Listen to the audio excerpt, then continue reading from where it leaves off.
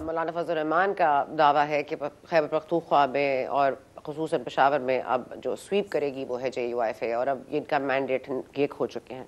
अब बात हो रही थी असेंबली तहलील करने की, और फिर I will spare you the repetition of showing you कि परवेज़ इलाही साहब ने क्या कहा, फिर मुनीस इलाही साहब ने क्या कहा, फिर परवेज़ इलाही साहब ने कैसे बाजवा साहब की तारीफ़ की, फिर उन्होंने कैसे कहा कि मार्च में हम तहलील करने के बारे में सोचेंगे।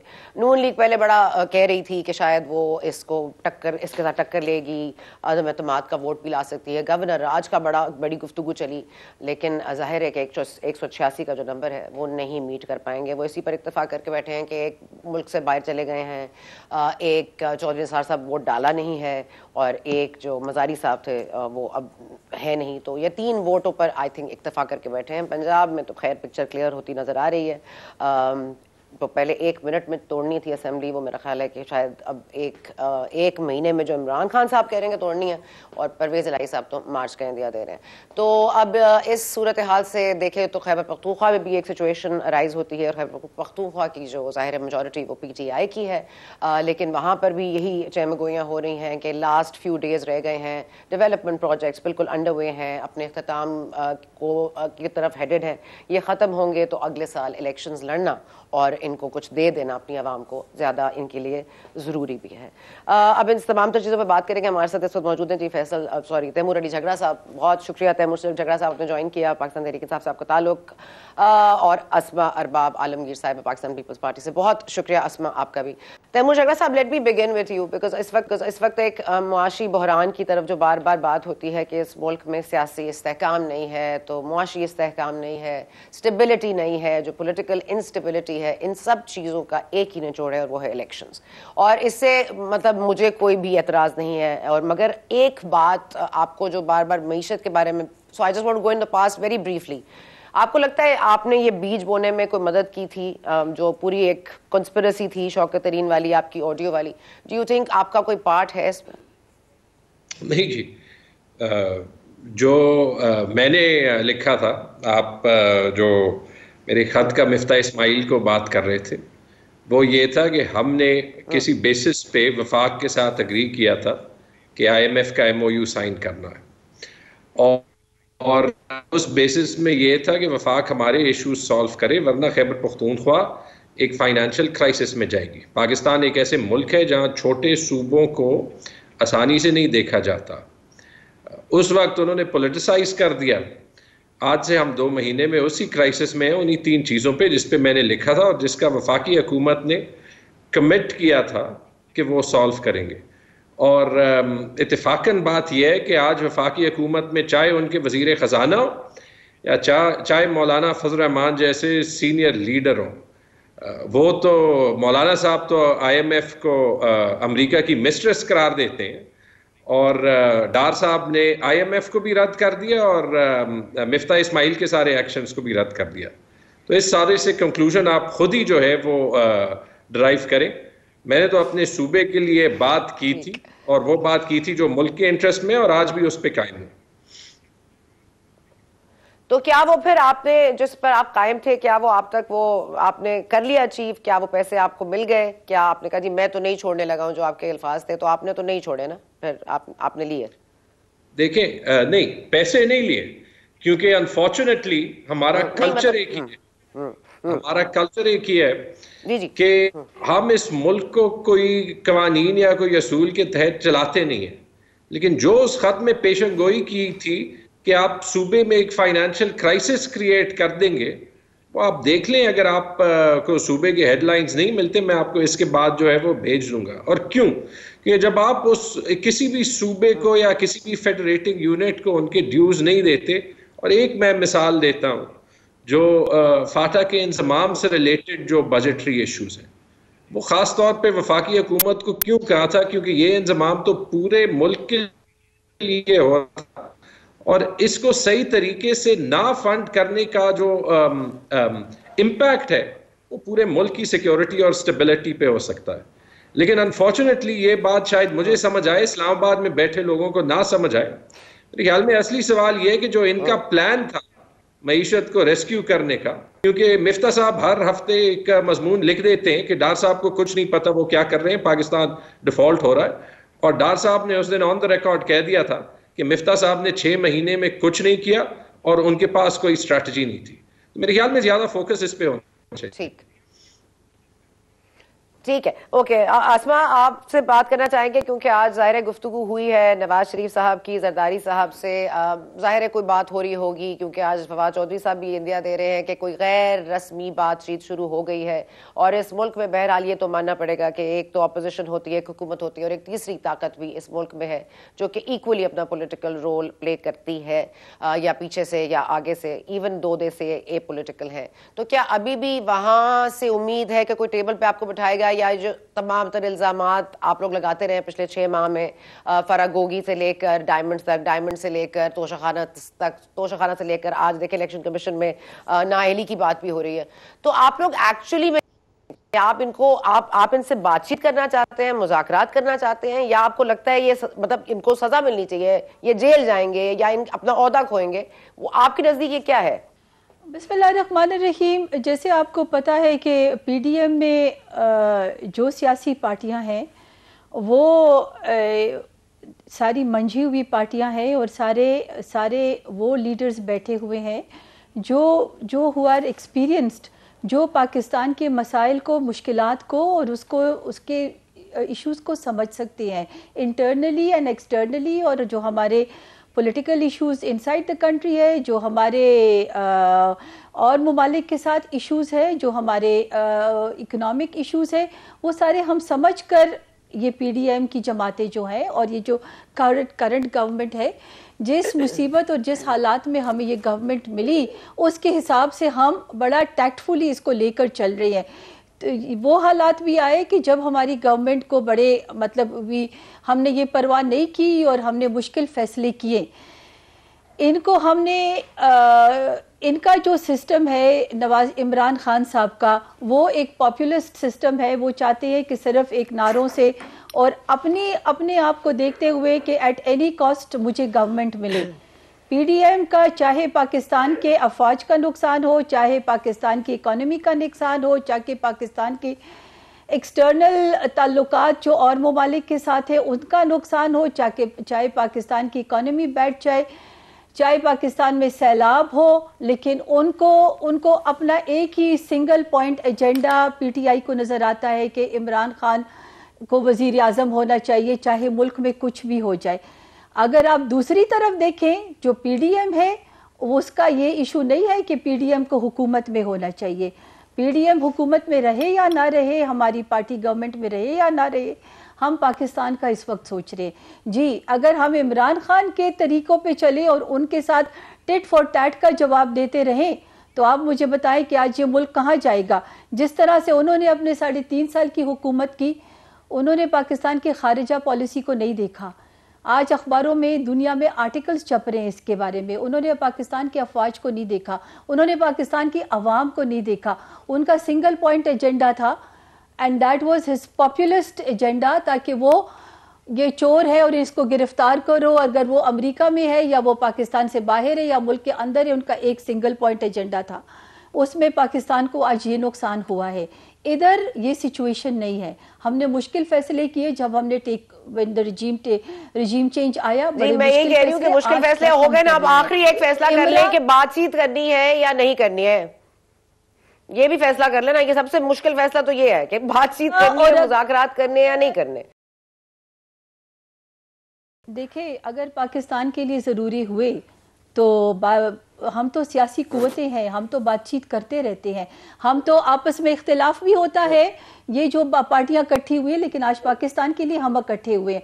लेकिन मैं यहाँ पर ये पॉइंट करना चाह रही हूँ, अब तैमूर बैठे हुए हैं और लेकिन स्टिल मैं ये बात करूँगी कि जो आज हमारा सूबा जो मकरूज़ है इतने अरबों रुपए का, जो वहाँ पर जो इकोनॉमिक क्राइसिस केपीके में बना हुआ है, जो आज तनख्वाहें लोगों को नहीं मिल रही हैं, तो चले अगर हम इसी सूबे की बात कर ले। आई नो मैं इकोनॉमी पे इतना नहीं आना चाहती, लेकिन एक जनरल मैं बात करना चाह रही हूँ। उसके बाद अगर आज ये इस्तीफ़ा देना चाह रहे हैं तो इनके हालात ही सूबे में ऐसे हैं कि इनको तो इस्तीफ़ा देना सूट करता है, ताकि हमें पता है कि पीटीआई के अंदर कितना रिफ्ट चल रहा है, इनके एमपीएस में कितनी खलबलिश है, इनकी एमपीएस कितना इनसिक्योर है। इनके सूबे में, जिस सूबे में मुलाजिमीन की तनख्वाहें ना हो, तो फाटा या उनके जो हमारे ट्राइबल एरियाज़ हैं वो जो हमारे साथ शामिल हुए हैं और उनको फिर हमने किस तरह लेकर चलना है वो तो दूर की बात है। इधर जो हमारा सेटल्ड एरिया है उसमें इतने इश्यूज हैं, तो इधर तो इनको वैसे ही वोट का इशू है और इनको आगे गवर्नमेंट चलाने में मुश्किलात पेश आ रहे हैं। चले लेट मी आस्क तैमूर साहब, तैमूर साहब आप तस्दीक करते हैं, तरदीद करते हैं कि पीटीआई में कोई भी इस तरह का कोई कॉन्ट्रडिक्शन नहीं है, everybody is for the fact कि इमरान खान साहब कह रहे हैं असेंबलियां तहलील कर दिया जाए और वो शायद 1 मिनट में कर भी दें और परवेज इलाही शायद ना करें। उन्होंने, परवेज इलाही ने तो टाइम सेट कर लिया मे बी 4 मंथ्स के उनके प्रोजेक्ट्स कंप्लीट हो जाए। क्या खैबर पख्तूनख्वा में कोई टाइम लिमिट है? आपके कोई प्रोजेक्ट्स अपने मतलब आखिरी मराहिल में है? नहीं, 3-4 बातें जल्दी करूंगा। परवेज इलाही साहब की स्टेटमेंट मैंने देखी है, लेकिन ये भी साथ देखा है कि उन्होंने कहा है कि जिस वक्त खान साहब कहेंगे उस वक्त हम डिसॉल्व कर देंगे, और ये बात मुनस इलाही ने एक बार नहीं 2 बार कही है। इसको एक साइड पे रख देते हैं। खैबर पख्तूनख्वा में पहली चीज, अगर हमारी गवर्नेंस गलत रही है तो आ जाए इलेक्शन में पता चल जाएगा। 18 में भी पता चल गया, 13 में भी पता चल गया। अगर कोई अपनी 8 महीने की हुकूमत डिसॉल्व करता हो इलेक्टोरेट के पास जाने का, तो मतलब कि उसे कॉन्फिडेंस है कि जो उसका ट्रैक रिकॉर्ड है अवाम उसको मानती है। पता है कहीं पे एक आध एमपीए का अगर कोई ख्याल हो, मैं तो जब खान साहब तकरीर कर रहे थे लाहौर में था, लेकिन मैंने 2-3 एमपीए से पूछा जो बैठे कि what was the mood in the room, उन्होंने कहा बड़ा पॉजिटिव था। और मेरे ख्याल में सना ये एक रेयर मोमेंट होता है जहां पे आप कॉन्फिडेंट होते हैं, क्योंकि आपको अवाम का के पल्स का पता होता है। असेंबली डिसॉल्व करने के 2 मतलब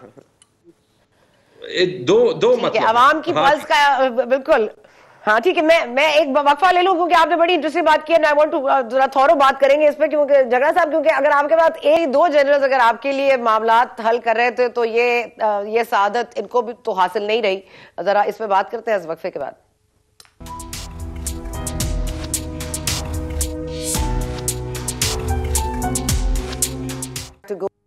तैमूर झगड़ा साहब हमारे साथ मौजूद हैं, अस्मा अरबाब आलमगीर साहिबा, और अब हमें ज्वाइन किया सेनेटर अफनानुल्लाह साहब ने। कमिंग बैक टू सर, जहां से हमने सिलसिला मुनक़ता हुआ था वहीं से जोड़ लेते हैं। झगड़ा साहब ये फरमाइएगा कि अब कोई झगड़ा रह गया है, नॉट के आप पर कोई झगड़ा रह गया है जो खैबर पख्तूनख्वा में अभी सर उठाना बाकी है? जी मैंने कहा झगड़ा साहब कोई और झगड़ा होगा या असेंबली तहलील होगी? हाँ जी नहीं, आई होप के कोई और झगड़ा नहीं होगा। जहां तक देखें, अगर असेंबली तहलील हो और डेमोक्रेटिक इलेक्शंस हो जाए तो इसकी प्रेसिडेंट है।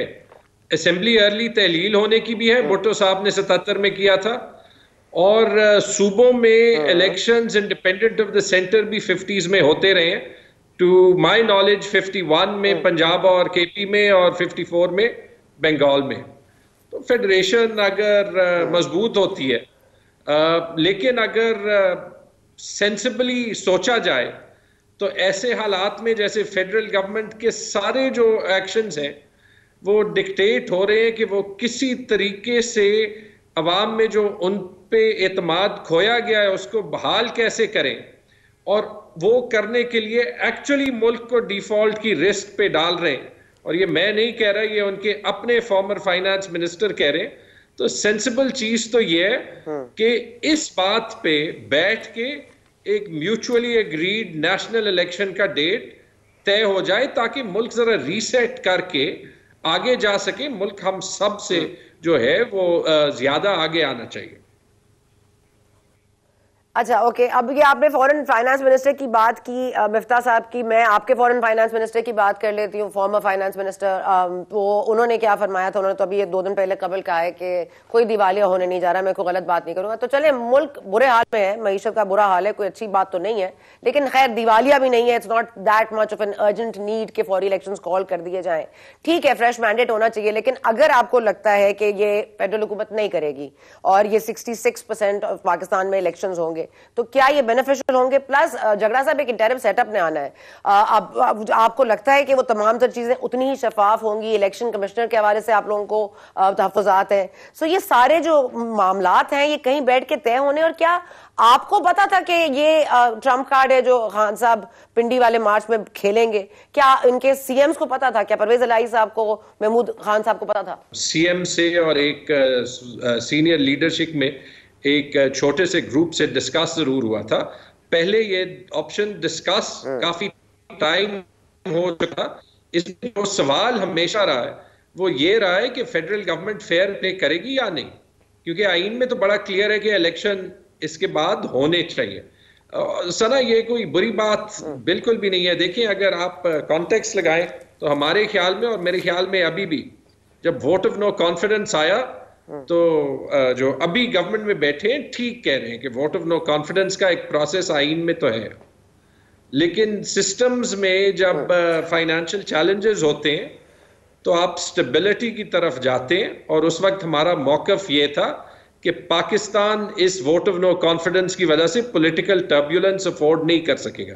चलिए, लेकिन अगर ये मानते हैं कि वोट ऑफ नो कॉन्फिडेंस आइन के तहत ही था, तो फिर ये असेंबलीज को डिसॉल्व करना, सूबों में फ्रेश इलेक्शंस करना और ये डिमांड करना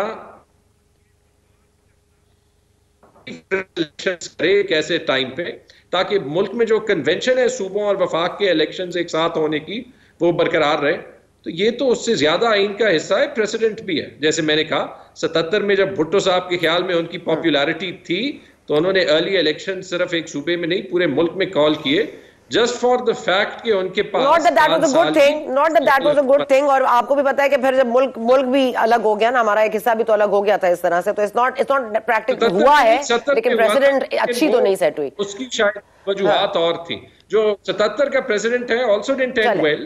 Okay, Jagla साहब, I'm losing your signals. I'm just going to get that fixed. I'm just going to come back to you, Jagla साहब। मैं एक मिनट सेनेटर अफनानुल्लाह साहब को ले लूं। सेनेटर अफनानुल्लाह साहब, ये बातचीत हो रही है, आज नवाज शरीफ साहब की जरदारी से बात हुई है, फवाद चौधरी साहब कह रहे हैं जी गैर रस्मी बातचीत हो रही है। अब आप देख लीजिए जो जनरल बाजवा और जिस तरह से सामने आ रहे हैं मामलात, हमें तो खैर कोई हैरत नहीं हो रही, आपको भी नहीं हो रही होगी, क्योंकि जब आप कहते थे किसी के लाडले हैं, इनके पीछे खड़े हैं लोग, तो आपको भी पता था आप क्या कह रहे हैं।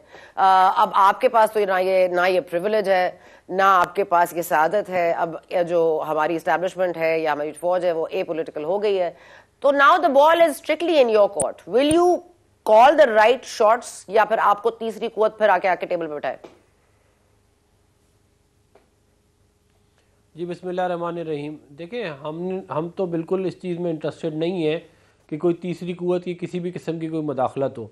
हमने हमेशा इसको अपोज़ किया है, और हमारा ये ख्याल है कि जो डेमोक्रेटिक सेटअप के अंदर जो भी पॉलिटिकल पार्टीज़ हैं उन्हें खुद आपस में बैठ के बात करनी चाहिए, और अगर फ़र्ज़ करें कोई एक पार्टी कहती है कि मैंने नहीं करनी बात, तो वो ना करे, उसके बावजूद भी तीसरी कुव्वत को आने का कोई जवाज़ नहीं बनता।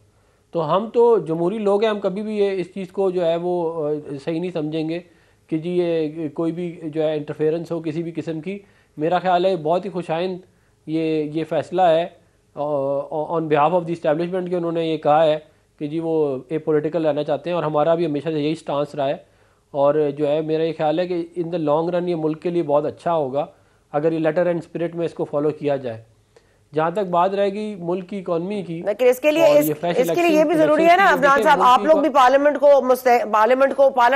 की बालादस्ती भी तो मनवाएं ना। Let me see where the power is. अगर आपके पास पावर है तो let me see you use it. अगर आपने ये यूज इसी तरह करना है कि इलेक्शन कमीशन में जाएंगे मामलात और आप लोग कोई केस को फॉलो अप नहीं करेंगे, आप 63A के ऊपर इतनी बात करते रहे, आज तक आपने उसके खिलाफ आपने कोई रेफरेंस दायर की है कि आपने उसको कोई बात उसके ऊपर कोई दोबारा सोचा भी है? मतलब आप लोग किस चीज को, किस केस को फॉलो अप कर रहे हैं? किसी चीज को कर भी रहे हैं नहीं? आपके ये सारे सियासी बयानात थे कि इमरान खान साहब वाकई सादिक और अमीना, और आपने उन पर झूठे इल्जाम लगाए हैं। तो अगर तो ये इल्जाम ठीक थे तो फिर इमरान खान से बात किस चीज की होगी? नहीं, देखें, तोशा खाना का जो केस का फैसला आया है, फॉरेन फंडिंग केस का फैसला है, वो हमने फॉलो अप किया तो आया है ना। फिर 63A की आपने बात की, हम क्या रेफरेंस फाइल करें?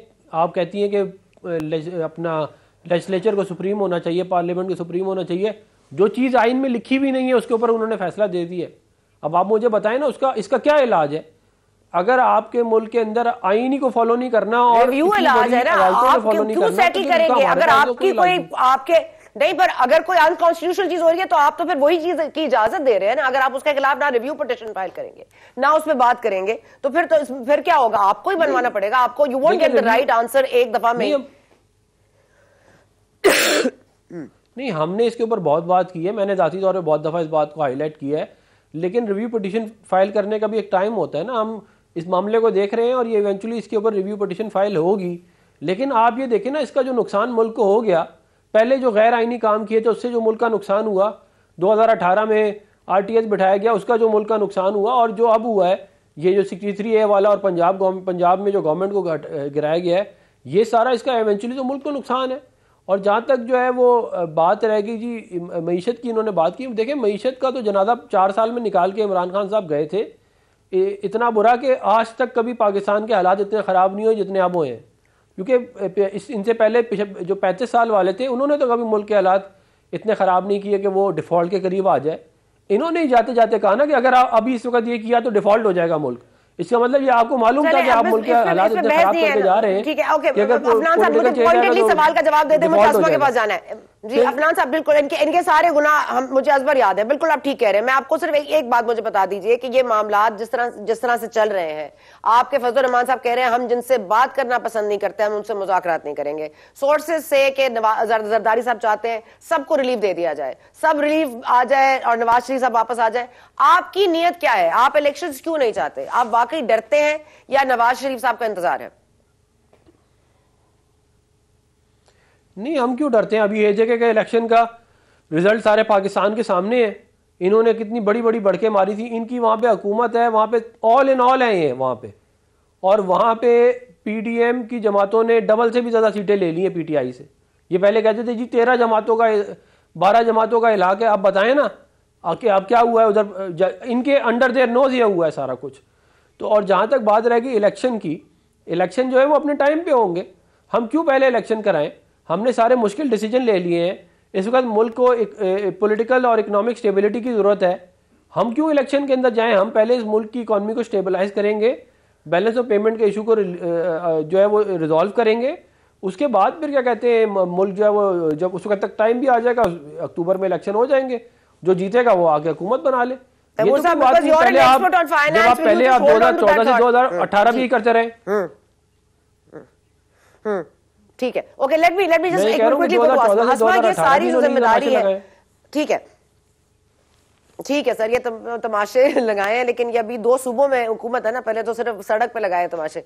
जी अब ये बता दीजिए सर कि पहले आसमा आप बता दीजिए, जरदारी साहब को ये टास्क दे दी गई है और बहुत ही बड़ी टास्क है ये, हमेशा पंजाब में भी वही आके मामलात को करते हैं और फिर कहा भी जाता है कि सिंध में ही पॉलिटिक्स हो रही है पाकिस्तान पीपल्स पार्टी के जरदारी साहब, और वो सब समझते हैं कि सब चीज बहुत आराम से और रिकन्सिलिएशन से होनी चाहिए। तो आपको लगता है वो हक में है कि इमरान खान साहब से बात हो?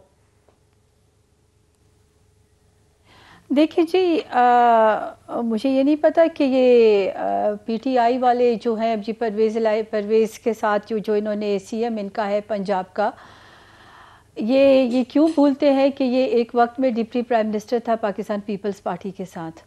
इनको ये नहीं भूलना चाहिए। अभी वो आज खुद ही फरमा रहे हैं चीफ मिनिस्टर पंजाब के, भाई इलेक्शंस तो हमने मार्च तक तो कोई सवाल ही पैदा नहीं होता, ठीक है।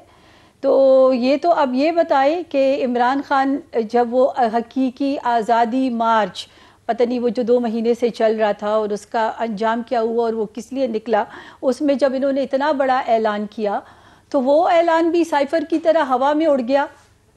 जरदारी साहब तो बिल्कुल पंजाब जाएंगे और वो पंजाब को अपने सिस्टम के साथ बिल्कुल सेट करेंगे, और KP भी हम सेट कर रहे हैं, ये माने या ना माने वो इनकी अपनी बात है। अभी ना तो वो 2018 वाला RTS का इलेक्शन होने जा रहा है, ना वो लोग अभी मौजूद हैं कि जो इनको सपोर्ट करें और इनके डिब्बे भर जाएं। तो आज तो अगर इलेक्शन ये बिल्कुल असम्बलियाँ तोड़ें तो बिल्कुल the government is ready for elections, लेकिन अगर हम इलेक्शंस ना करवाने की जो वजह है वो सिर्फ ये है कि आप मुल्की हालात देखें, सैलाब के हालात देखें, पाकिस्तान की इकॉनमी को पहले बेहतर बनाना है, उसके बाद इलेक्शंस बिल्कुल अपने टाइम पर होंगे। लेकिन इनकी सफ़ों में गैर एतमादी है, इनके सफ़ों में ख़ुद के इश्यूज़ है, इनके MPAs इनसे आगे पीछे हो रहे हैं। इनके चीफ मिनिस्टर पंजाब जो है उन्होंने मार्च तक इसको डिले कर दिया है। वो अभी जनरल बाजवा के ऊपर जो आज बातें कर रहे हैं, तो ये चीफ मिनिस्टर पंजाब 1 महीने पहले क्यों नहीं कह रहे थे कि जनरल बाजवा ने मेरे से करवाया है? आज जब उनको पता है कि वो यहाँ से चले गए हैं अब उनके, तो आज वो ये बातें फरमा रहे हैं। He should have the courtesy कि 1-2 महीने पहले बताते। तो इनकी इतनी कंफ्यूजन है इनकी सफ़ों में, इनकी मैम वो तो आप भी बता सकते थे, आप लोगों को भी पता था। 3.5 साल से आपको पता था, आपने तो उनको एक्सटेंशन भी दी, आपने तो कानून साजी में 2/3 अक्सरियत से मंजूर भी किया। तो ये क्या बताते? आप तो खुद नहीं बता सकते थे। ये इनके ऊपर मत डाले। हमने तो आपने तो कभी ना, आप लोगों ने तो नाम नहीं लिया, आप लोगों ने भी तो नाम नहीं लिया। नाम तो आप भी ले सकते थे। आप भी हमेशा कभी खलाई मखलूक, तो कभी ये मखलूक, तो कभी वो। तो फिर let's not put it on them alone. झगड़ा साहब, एक मिनट मैं आपसे पूछना चाहूंगी, क्योंकि ये जरदारी साहब ने हालिया इंटरव्यू में कहा था। मैं आती हूँ आसफ आपका वापस। झगड़ा साहब, एक हालिया इंटरव्यू में जरदारी साहब ने कहा कि कुछ हमारे नाराज दोस्त हैं, यानी कि PTI के MPAs हैं, जिनको हम वापस ले आएंगे। इज दैट एनीथिंग आप जिस घर में आपको पता हो, कोई इन्फॉर्मेशन आपके पास है कि ऐसा कोई होने जा रहा है? और अगर असेंबली तहलील हो जाती है तो दैट ऑल्सो वर्क्स जरदारी साहब सेवर के जो उनके अपने लोग हैं वो वापस आ जाएंगे। 63A शिक का इतलाक भी नहीं होगा। आप KP की बात कर रहे हैं? जी जी, स्पेसिफिक, राइट। आप KP की बात कर रही हैं। आपको एक छोटा सा किस्सा सुना दूं। एक वोट ऑफ नो कॉन्फिडेंस इन्होंने स्पॉन्सर किया था इस रेजीम चेंज के बाद, और पीपल्स पार्टी ने स्पॉन्सर किया था। और नतीजा ये था कि इन्होंने एक कागज लिया जिसपे इनके अपोजिशन के अरकान जो है वो अपने दस्तखत पहले से लिखे होते हैं, जिससे ये असेंबली का सेशन रिक्विजिशन करते हैं, और वो असेंबली को दे दिया कि ये सब ने साइन किया। 45-46 लोग थे। ये हमारा vote of no confidence bill है। और उस वक्त भी इन्होंने कहा था, मुझे याद है कि इनके पास 30 लोग हैं या 40 लोग हैं या पता नहीं क्या। जब वो वोट ऑफ नो कॉन्फिडेंस पेश हुआ तो इनकी कांपे इतने टांगने लगी कि इनके अपने मेंबर्स भी खड़े नहीं हुए, और वो वोट ऑफ नो कॉन्फिडेंस में सिर्फ 2 अपोजिशन के अरकान ने एक्चुअली वोट किया for the vote of no confidence. तो इनका ये हाल है। देखें, बहुत सी बातें हो गई, लेकिन मुझे जो सबसे मज़ाहिया लगी वो ये लगी कि जो अभी इन्होंने कहा कि हम हमेशा डेमोक्रेसी के चैंपियंस रहे हैं। 3 बातों का प्लीज जवाब दे दें। एक, कि आजम स्वाति के जो एलिगेशंस हैं उनको ये कैसे इन्वेस्टिगेट कर रहे हैं, चले नहीं कर सकते। दूसरी, कि जिस तरीके से हमारे जो फॉर्मर चीफ बाजवा साहब की जो गलत लीक हुई थी उनकी टैक्स रिकॉर्ड्स, अलबत्ता मेरे ख्याल में सारे पब्लिक ऑफिशियल्स की टैक्स रिकॉर्ड्स होनी पब्लिक चाहिए, लेकिन जैसे एक दिन में इन्वेस्टिगेट करा दी। इनको मैं याद दिला दूं कि 2 प्राइम मिनिस्टर्स इंक्लूडिंग इनके अपने के प्राइम मिनिस्टर हाउस में इलीगल रिकॉर्डिंग्स हुई और फिर वो लीक हुई। उसके इन्वेस्टिगेशन ठीक है, मूविंग ऑन, टाइम कम है। जी जी, आपके 3 सवाल, एक हो गया, दूसरा आजम स्वाति, दूसरा सवाल जी ऑडियो, ये ऑडियो लीक्स वाला मामला, तीसरा सवाल। तीसरा तो आपने इनको याद दिलाया कि ये पार्लियामेंट को एक्चुअली वो तो कहते हैं हमारे तो मेंबर्स नहीं है, वो बेचारे जो मोहसिन दावड़ को एयरपोर्ट पे रोका गया था बाहर जाने से, तो उसके बारे में तो कोई कार्रवाई कर दे कि किसने रोका था, खुद तो प्रूफ कर ले। अली वजीर को भी तो आपने अंदर डाला हुआ था, उसके भी तो आप लोग प्रोडक्शन ऑर्डर नहीं जारी करते थे ना। आई डोंट अंडरस्टैंड कि आप एक दूसरे को ब्लेम कैसे कर सकते हैं। सबकी कॉन्शियस एक जैसी है, सब एक ही स्पॉट पर है। जी अफनान साहब, आपका कमेंट सर। देखिए, मेरा ये ख्याल है कि जो है PTI अगर अपने वक्त के ऊपर जो इन्होंने अपोजिशन के साथ किया, जो अपोजिशन की लीडरशिप को सारी को उठा के जेल में डाल दिया, जो है मरीम नवाज़ साहिबा के सेल के अंदर कैमरे लगा दिए, नवाज़ शरीफ साहब को क्या कहते हैं जेल में डाल दिया, उनको 2 दफ़ा जो है नैब की तहवील में हार्ट अटैक हुआ, ये शहबाज शरीफ साहब जेल में थे, हमजा था जेल में, कोई बंदा, हमारी सारी लीडरशिप जेल में थी। उस वक्त आपको कोई तकलीफ नहीं होती थी, उस वक्त आप हंसते थे हम पे, आप ठट्टे मारते थे, आप क्या समझते थे कि हमेशा वक्त एक जैसा रहेगा। आज आपको थोड़ी सी तकलीफ पहुंची है तो आपकी चीखें पूरे पाकिस्तान बल्कि पूरी दुनिया सुन रही है। आप थोड़ा सा तो क्या कहते हैं इन चीज़ों को सही कर देखें ना। आपकी जब हम आपको कहते थे कि अभी भी, आज भी मैं आपको कहता हूँ कि चार्टर ऑफ डेमोक्रेसी को देखें, चार्टर ऑफ इकॉनमी को देखें, आप एक ही कोई राह पकड़े बजाय इसके कि एक दूसरे को बुरा भला कहने के, आज भी आप लोग नहीं सीखते। देखें, ये मुल्क इसलिए नहीं बना था कि इमरान खान वजीर आजम बनने का शौक पूरा कर ले या उसका वजीर आजम को बनने का शौक पूरा कराया जाए। भाई आपने अगर आगे मुल्क को लेके चलना है तो आपको बैठ के बात करनी पड़ेगी और इक़्तिदार में आने की बात नहीं करनी पड़ेगी, बल्कि आपको चार्टर ऑफ इकोनॉमी और चार्टर ऑफ डेमोक्रेसी की। बहुत परफेक्ट, थैंक यू अफनान साहब, थैंक यू झगड़ा की कमी आसमा, आपका भी बहुत शुक्रिया। क्विक ब्रेक, लेकिन लेट्स रिमेंबर कि ये अब जाहिर है 2018 नहीं है, ये वही रिजीम चेंज के पहले वाले हालात नहीं है। इतना सपोर्ट इमरान खान साहब को कौन करेगा और क्या वाकई वो इंडिपेंडेंटली इस मुल्क को संभाल सकते हैं? वक्फे के बाद।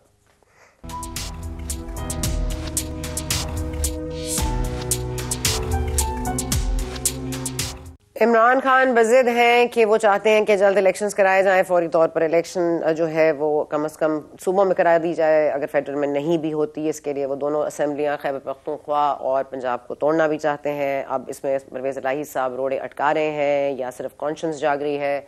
पुरानी तमाम बातें इमरान खान साहब को भी याद आ रही हैं और जिनको हमेशा से याद थी और पता थी, उन्होंने तो कभी बात भी नहीं की। तो बात से बात निकलती है, बात बेबात निकलती है, लेकिन बात से आगे बात नहीं निकलती। बात पे ही रह जाएंगे या मुज़ाकरात तक जाके मामलात अटकेंगे, आगे चलेंगे? Can we move on and look at bigger things that Pakistan needs? Let's hope for that. और आप में दीजिए इजाज़त, इंशाल्लाह आपसे मुलाकात होगी कल।